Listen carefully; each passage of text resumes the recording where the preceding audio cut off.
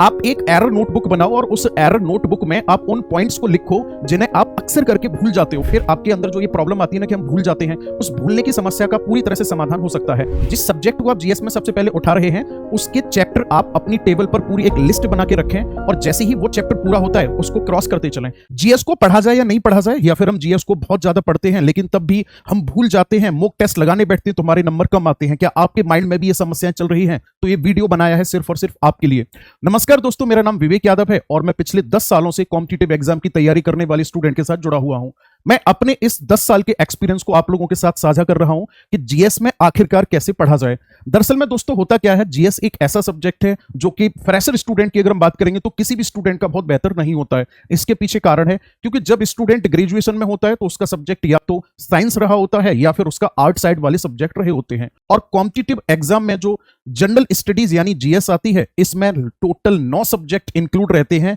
जिनमें अगर हम बात करेंगे तो हिस्ट्री रहता है, पॉलिटी रहता है, इकोनॉमिक्स रहता है, ज्योग्राफी है, तीनों साइंस के सेक्शन है, फिजिक्स, केमिस्ट्री और बायोलॉजी, और साथ ही साथ स्टैटिक, जीके और करंट अफेयर जैसे सब्जेक्ट रहते हैं। अब प्रॉब्लम ये आती है कि स्टूडेंट जीएस के लिए तो टाइम कम निकाल पाते हैं, उसके बाद में भी जो जीएस है वो एक ऐसा सब्जेक्ट है जिसमें जरूरत पड़ती है हमें सबसे ज्यादा रिवीजन की और लर्निंग की, यानी कि प्रैक्टिस बहुत कम, सबसे पहले रिवीजन और लर्निंग सब्जेक्ट है, तो यहां पर फोकस करना बहुत ज्यादा बनता है। अब अगर हमें समझना है इस जीएस की पूरी तैयारी की स्ट्रेटेजी को, तो हम एक काम करते हैं, स्टूडेंट को 2 कैटेगरी में डिवाइड कर लेते हैं। सबसे पहले मैं बात करता हूं ऐसे स्टूडेंट की जो ग्रेजुएशन के जस्ट बाद में अपनी तैयारी करना शुरू करते हैं, यानी एकदम फ्रेशर स्टूडेंट है। ऐसे स्टूडेंट को जब अपनी तैयारी करने के लिए आगे बढ़ना है तो उन्हें किसी न किसी टीचर की सहायता लेने की जरूरत पड़ेगी, और इसके पीछे कारण है क्योंकि अगर वो किसी टीचर के लिंक में रहते हुए अंडर द गाइडेंस ऑफ किसी भी टीचर के साथ में मिलकर के वो तैयारी कर रहे होते हैं तो उनको एक्स्ट्रा एफर्ट्स कम लगाने पड़ते हैं। अब ऐसे स्टूडेंट जो एकदम पूरी तरह से फ्रेशर स्टूडेंट है, उसके पास 2 ऑप्शन है तैयारी करने के। वो या तो किसी पेड बैच में जाकर के एनरोल करा के अपनी तैयारी कर सकते हैं या फिर यूट्यूब से भी मदद ले सकते हैं। मैं यहां रिकमेंड करूंगा पेड बैच के लिए। इसके पीछे कारण है क्योंकि जब स्टूडेंट किसी भी टीचर के पेड बैच में पढ़ रहा होता है तो इसके पीछे बहुत सारे बेनिफिट्स होते हैं, जैसे कि वहां पर कोई भी ऐड नहीं आएगा, रिकमेंडेड वीडियो नहीं आएंगी जैसा कि यूट्यूब पर अक्सर करके होता है,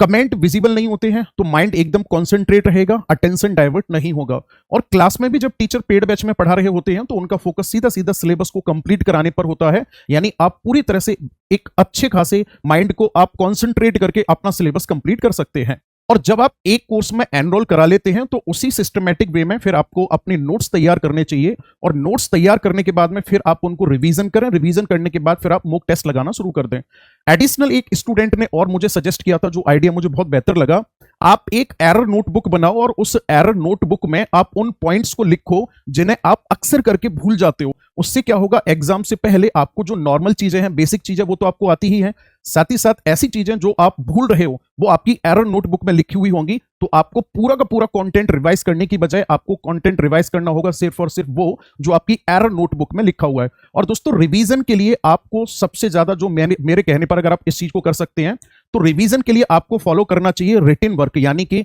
आप लिख करके रिवीजन करेंगे तो वो बहुत ज्यादा इफेक्टफुल होगा, फ्रूटफुल होगा आपके लिए, क्योंकि उसमें प्रोडक्टिविटी हमेशा ज्यादा ही देखने को मिलेगी। क्योंकि जब हम पढ़ते हैं तो कई बार ऐसा होता है कि हम न्यूज़पेपर फॉर्मेट में भी नोट्स को पढ़ना शुरू कर देते हैं और फिर पढ़ते पढ़ते बाद में पता चलता है कि हमने पढ़ा क्या, हमको यही समझ नहीं आया। तो आप इसके लिए छोटा सा व्हाइट बोर्ड लगा सकते हो अपनी टेबल के सामने, और वहां पर लिखकर अगर आप रिवीजन करोगे तो वो आपका लॉन्ग टर्म प्रोसेस हो जाएगा, यानी लंबे समय तक वो याद करने में आपको आसानी रहेगी। ऐसा स्टूडेंट जिसने फर्स्ट ईयर या फिर पहले साल जिसने अपीयर हुआ वो एग्जाम देने के लिए, अब आपको अच्छे से पता है कि एग्जाम में इतने सारे स्टूडेंट लगातार फॉर्म भर रहे होते हैं और लिमिटेड वैकेंसी होती है, फॉर्म बहुत ज्यादा होते हैं। अब मान लो एक स्टूडेंट ऐसा है जिसका फर्स्ट ईयर में सिलेक्शन नहीं हो पाया, अब नेक्स्ट टाइम जब वो फॉर्म फिल करेगा तो उसको जरूरत होगी अपने पुराने नोट्स उठाए और उन्हीं नोट्स को रिवाइज करे, और न्यू कंटेंट जो भी उसको मिल रहा है उसके साथ उसको बहुत अच्छे से रिवाइज करने के बाद उसको अपडेट करे अपने नोट्स को। यानी अब आपको जब एक बार आपके अच्छे से नोट्स बनकर तैयार हो गए हैं तो अब आपको जरूरत है उन नोट्स को रिवाइज करके मॉक टेस्ट लगाने की, यानी कि अब हमें जो रिवीजन है वो थोड़ा सा कम करके अब हमें अपनी प्रैक्टिस को बहुत ज्यादा बढ़ाना होगा। ऐसी स्थिति में अब क्योंकि बहुत सारे ऐसे स्टूडेंट हैं जिनके पहली साल सिलेक्शन नहीं हो पाए, तो मार्केट में जो चारों तरफ डिमांड है वो किस चीज की बढ़ेगी? सिंपल सी बात है, मॉक टेस्ट और एमसीक्यू क्वेश्चंस की डिमांड बढ़ेगी। लेकिन इस ट्रैप में वो स्टूडेंट बचकर रहे हैं जो पहली बार तैयारी करने के लिए आए हुए हैं। यानी कि मैं ये कहना चाह रहा हूं आपसे कि जो मॉक टेस्ट की सबसे ज्यादा जरूरत है वो है ऐसे स्टूडेंट के लिए जो सिलेबस को एक बार बहुत बेहतर तरीके से पढ़ चुके हैं।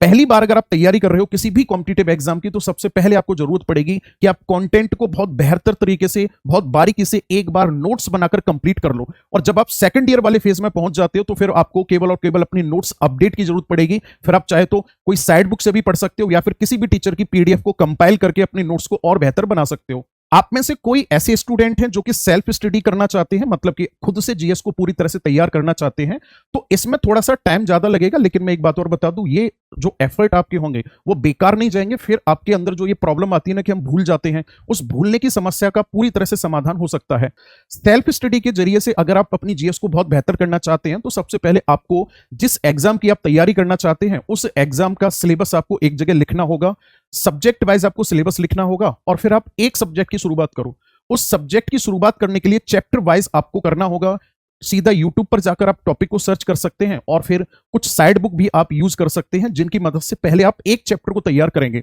साथ ही साथ जो चैप्टर की आपकी लिस्ट आपने बना रखी है उसका एक टारगेट फिक्स करो कि 1 महीने में, 1.5 महीने में मुझे ये सब्जेक्ट पूरा करना है। जैसे ही वो पूरा हो जाएगा फिर आप नेक्स्ट वाले सब्जेक्ट की तरफ जा सकते हैं। इस पैटर्न पर जब आप एक बार अच्छे से अपने नोट्स तैयार कर लेते हैं तो जो पहला सब्जेक्ट आपने तैयार किया, मान के चलो आपने ज्योग्राफी को सबसे पहले उठाया और कंप्लीट उसके नोट्स बनाए आपने, जिसमें आपने बुक की भी हेल्प ली, यूट्यूब से वीडियो भी देखे आपने, और जो टीचर्स के क्लास नोट्स होते हैं उनको सबको कंपाइल करके आप एक जगह अपने बेहतर नोट्स बना लिए। ज्योग्राफी के नोट्स तैयार हो गए, उसको आप रिवीजन पे लगा दो और रिवीजन के साथ ही फिर प्रीवियस ईयर क्वेश्चंस लगाना शुरू कर दो। वहीं एडिशनल दूसरे सब्जेक्ट पर आ जाओ और इसी प्रॉपर वे में आप उस सब्जेक्ट के भी नोट्स को बहुत बेहतर तरीके से बना सकते हैं। दोस्तों, कुछ एडिशनल चीजें आपको करने के लिए और मैं सजेस्ट करूंगा। जैसे सबसे पहले आपको जो वो मेन फोकस करना है अपने स्टडी रूटीन पर। आप ज्यादा नहीं तो डेली कम से कम 1 से 1.5 घंटा जीएस के लिए जरूर निकालें और उस 1 घंटे में प्रॉपर आप प्लानिंग के साथ आगे बढ़ें। जिस सब्जेक्ट को आप जीएस में सबसे पहले उठा रहे हैं उसके चैप्टर आप अपनी टेबल पर पूरी एक लिस्ट बना के रखें